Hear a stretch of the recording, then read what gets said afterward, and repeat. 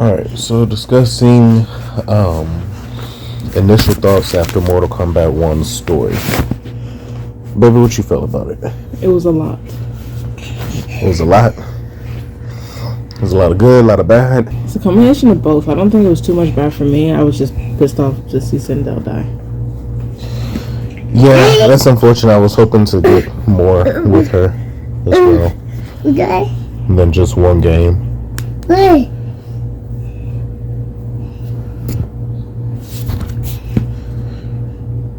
You gave me a lot of editing to do right now. What'd you think about the Deadly Alliance callback?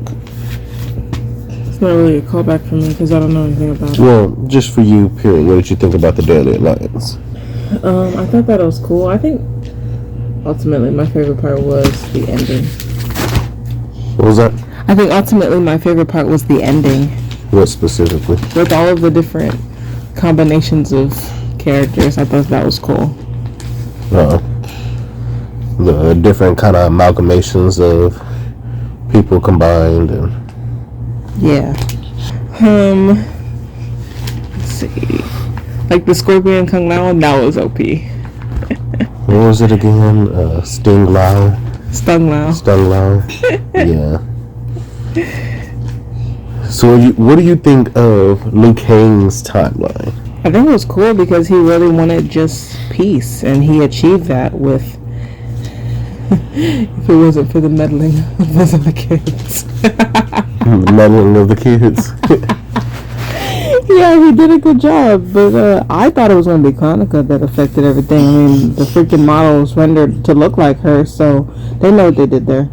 I mean, it was Chronica, so what that was Shang Tsung, under the disguise of Chronica, someone who he knows does not exist in their timeline, so that they wouldn't raise any red flags. If anything, if anyone saw her, they would be confused, who would know who she is, like Liu Kang or Garrus, they would be really confused. Chronica should not exist. And that's what happened. It threw them off the scent for a while, because they were trying to figure out, well, how could Chronica actually be here? So it was a perfect disguise to disguise himself as Chronica, quote-unquote, Damashi, which he would recognize from his old timeline is how Naga was able to lure people into his own biddings, is under this disguise of Damashi, this otherworldly being or outworldly being that is here to help. Okay. So I think that was cool because it also confuses the audience. We really thought it was Chronica this whole time. And they definitely did a good job of showcasing the first 20 minutes a few weeks ago, because that had us for sure thinking, oh, okay, Chronica's the big bad. And yeah, sure enough, like her voice and everything. And sure enough, it's Shang Tsung from the other timeline. So how do you, looking back on MK11, how do you feel about that? Finding out that indeed both timelines or both endings created two different timelines. I think that's really cool that how NRS really did that. I was just like, bruh, I did not expect that. I expected you to just go off with the one that I thought should be main, which is Liu Kang's. That's how the beginning of this campaign for MK1 was pretty much showcased, as if it was just Liu Kang's timeline. Yeah. I mean, really blow your mind and show you that in MK11, where you do the kind of main tower, and you get the different character endings. You know how you fight the boss with whatever character you want, and it shows you that character's ending. They gave us every timeline that they was going to bring in here, because Liu Kang make the reference of Kano. Well, Snowblind movie was made from Kano's ending. When you play MK11 with Kano and complete the ending, he gets the control of the hourglass and Chronica's crown. Gotcha. Katana, when you play her ending, she gets it. So essentially, the people they brought in here were just the alternate versions from that specific tower, where you beat Chronicle with whoever you want, which I think is pretty cool. So they low-key showed us a long time ago that we was gonna have all these different ones, but we thought of it no different than in MKX. You can play whoever you want to beat Shinnok, and that didn't come true later, but this time it did, and that was pretty cool. What do you think of Shang Tsung's evil timeline? My boy brought back Dark Raiden. Who else was I was really stuck on Dark Raiden, but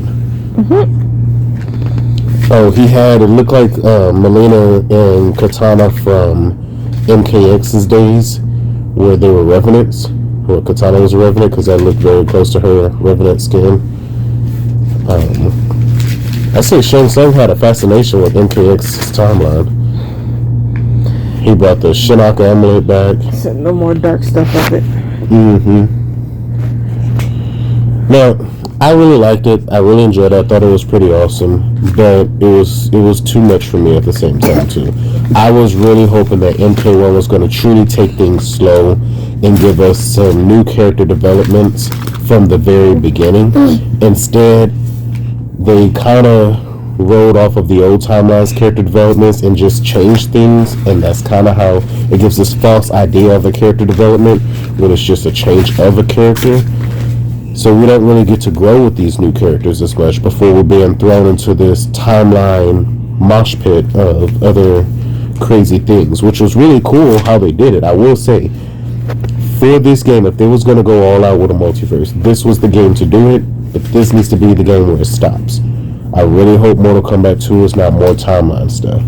They have the perfect timing to reel it back. They got it all out their system. They gave us also full resolutions. You know, Liu Kang, that katana from his old timeline again. That was really cool. That's so sweet.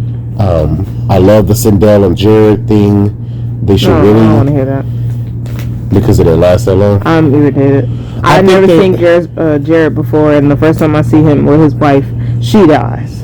I think if they're treating it, if they have common sense, what they'll do is continue on this timeline's focus without bringing more timeline, other crap in it, and there'll be some sort of point where he tries to find a way to revive his wife. Maybe, you know, because in the old timeline she dies, and then she's brought back, but she's brought back and corrupted. They might play into that, where she's brought back out of Ermac, or Jared, where she's brought back out of them, and maybe she's corrupted for a little bit, and now Jared is trying to save and redeem his wife's soul again for being corrupted, so they could play into that. But she's not corrupted in him, so that would be stupid. No, she wasn't corrupted in the last one. She got corrupted. She, in MK9, she died in like Armageddon or one of those in the past. And in MK9, she is brought back to life. Her soul is brought back to life and twisted and corrupted. Basically on the spot with Quan Chi and his words and his magic, so that she would just want to do whatever Shao Kahn wanted her to do. That's why she was always for Shao Kahn. Now in MK11 they kind of retconned that and had it like, oh, she was always evil, which was kind of dumb. I like good Sindel. And they went back to that. They could tease bad Sindel again by again having her like corrupted. But maybe Jared fights for that. Again, also if they're smart, I was annoyed that they didn't bring Onaga in this. And then I was like, well, there's no real place to bring him without just doing it for fan service. But at some point, I'm not gonna lie, I was like, they're doing every other fan service thing and name drop. They really could bring Onaga. Like when Shang Tsung went together his army, the bad Shang Tsung from the other timeline, that was a perfect time for him to say, well, hey, fight these armies of Onagas. How about that? To me, that would have been OP. But apparently that Shang Tsung is kind of an idiot. However, maybe he felt like Onaga was too powerful to actually have control over him. That's true, but I'm like, well, you're the keeper of time, but you know, I don't know. Because some of them do get mollywopped from people who don't even have time powers, so maybe so. You're probably right. However, I feel like for NRS, I think they kept all Onaga stuff out because they plan on actually making him the villain for number 2. At least that's my hope, and that seems like the only logical thing, that you kept Onaga out because you plan on bringing him in for MK2 for this specific timeline. I know that the game ends with Lord Havoc, but I really hope that that was just a tease to Invasions mode. Because Invasions mode, now we fully understand, it's other timelines invading all the time. I hope that was a tease for that. I know Scorpion is supposed to be the first one, maybe Lord Havoc is supposed to be the second season. If that was really a tease for MK2, then they're on the wrong track for me. because I can only take so much time, and I love timeline stories and time travel, multiverses, but I can only take so much. I wanted to go back and take things slow. I wanted to take it slow from the first Lin Kuei and the first Kung Lao even, but no. Speaking of which, we do kind of have a repeat with the Lin Kuei splitting off into the Shirai Ryu like in the original timeline, which was cool.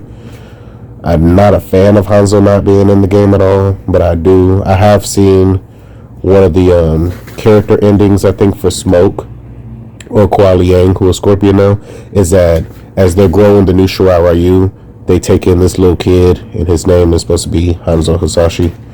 I'm like, oh, okay, I guess. Like I said, okay, I think the story was awesome. It was pretty cool. It was. But this really should be their last time warping multiverse thing for a while. They should slow it down, work on more smaller threats that could still be really fleshed out well. And then way later, we still have General Shao alive, Quan Chi, Shang Tsung alive. They're in prison. How long you really think that's gonna last? Way later down the road, after fleshing those characters out more, we could get another multiverse thing or something. That would be cool, I guess. And if they play their cards right with the movies, they could go a multiverse route, but they don't need to do that for a while because they just need to get their storyline halfway decent, the Mortal Kombat movies. But anyway, well, guys, that's our breakdown. Did you like it? Love it? Overall? Loved it. Me too. I think it was pretty good. Had my issues with it, but I did enjoy it. It was a lot more to it than I expected. Thank you all for tuning in, hearing our breakdown of the story. I'm going to be breaking down more complex, if you will, storylines within the main story and different character pathways that we showed or that we were shown in future videos. So thank you all again. God bless and see you later.